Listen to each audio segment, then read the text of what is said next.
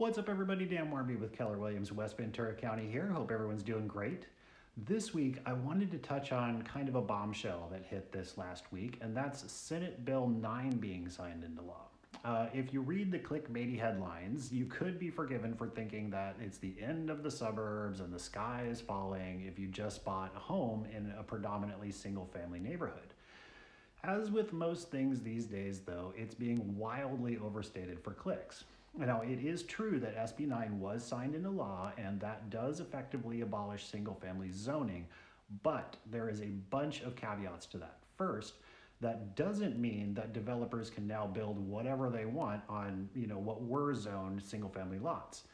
The bill caps development at fourplexes for starters, so you're not going to have towering condo complexes right next to single-family dwellings. And remember, this is part of a larger series of steps to combat the housing shortage. We've already signed into law the ability for homeowners to build in-law units on their properties, and it hasn't really led to a ton of ADU construction yet. Plus, there's certain criteria that a property has to meet to be developed into a multifamily property. First, it has to be large enough. You can't just purchase a tiny lot and turn it into a fourplex of 400 or 400 square foot units. Second, you need to live on the property as a primary residence for 3 years, and that's to combat a bunch of speculation and creating a kind of land rush where developers pour money into these properties and lots only just to land bank them because construction costs are really high right now.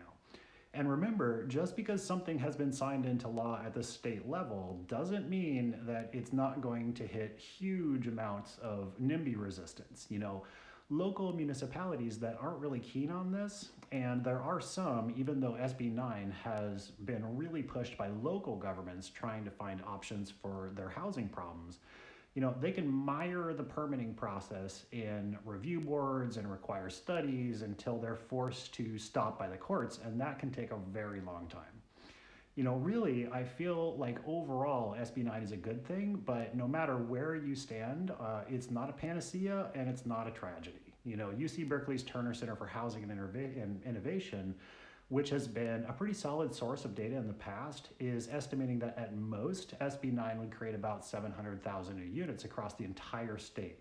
So I hope all that helps. Let me know in the comments if you guys have any questions. Don't forget to like and subscribe, and have an awesome rest of your week, everybody.